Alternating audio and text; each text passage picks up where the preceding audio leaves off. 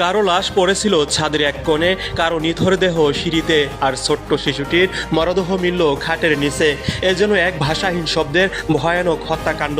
একে একে উদ্ধার করা হয়েছে স্বামী, স্ত্রী ও ছেলে মেয়ে সহ পুরো একটি পরিবারের অর্ধগলিত মরদেহ। একটি বাড়ির ভেতরে এমন দৃশ্য যেন কোনো ভয়াবহ দুঃস্বপ্নকেও হার মানিয়েছে।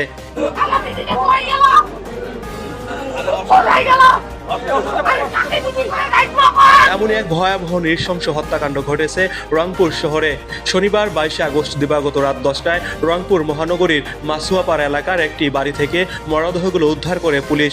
তবে কিভাবে ঘটলো এই নৃশংসতম হত্যাকাণ্ড, কারা হত্যা করলো একই পরিবারের 4 জনকে, আর কিভাবে বা প্রকাশ্যে এলো কয়েকদিন ধরে চাপা পড়ে থাকা এই ভয়াবহ ঘটনা। দর্শক, পুলিশ ও স্বজনদের দেওয়া তথ্য নিয়ে থাকছে বিস্তারিত।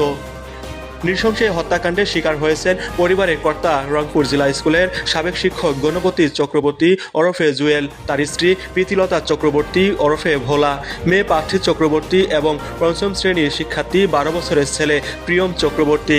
স্থানীয় স্বজনদের সঙ্গে কথা বলে জানা যায়, পরিবারের সদস্যদের কারো সাথেই মোবাইল ফোনে যোগাযোগ করতে পারছিলেন না স্বজনেরা। এতে তাদের মনে তীব্র সন্দেহ হয়। রাত বাড়তে থাকায় উদ্বিগ্ন স্বজনেরা রাত 9টার দিকে ওই বাড়িতে ছুটে আসেন। তখন বাড়িটির প্রধান দরজা ভেতর থেকে বন্ধ ছিল।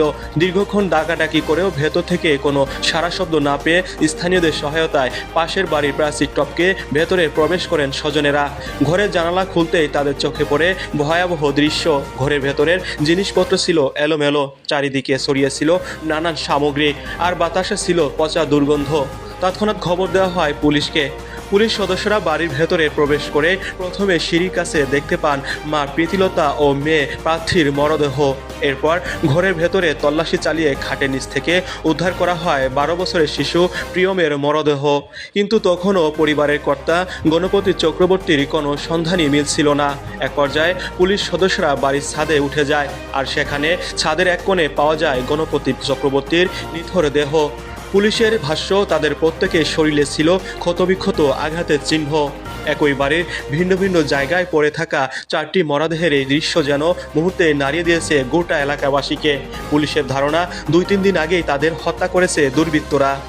এদিকে পুলিশের ভাষ্য অনুযায়ী বাড়িটির বিভিন্ন কক্ষের জিনিসপত্র ছিল এলোমেলো। টাকা পয়সা ও স্বর্ণালঙ্কার রাখার স্থানগুলো ভাঙাচোরা অবস্থায় পাওয়া যায়। এমনকি বাড়িটির বৈদ্যুতিক সংযোগও ছিল বিচ্ছিন্ন। এ কারণে ডাকাতির উদ্দেশ্যে এই হত্যাকাণ্ড ঘটানো হয়ে থাকতে পারে এমন সম্ভাবনাও মনে করছেন পুলিশের সিআইডির পুলিশ সুপার সুমিত চৌধুরী।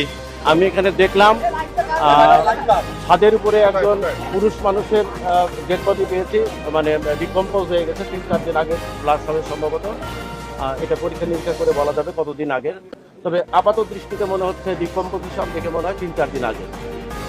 সেখানে যাবার আগে ছিল কোথায়, সেখানে মা এবং মেয়ের দেহ আছে, এটাও ডিকম্পোজ। এবং শোবার ঘরে দেখলাম ওনার ছেলের লাশটা একদম দেওয়াল এবং খাটের সঙ্গে লাগানো অবস্থায় একদম ভিতরে ফেলে দেওয়া।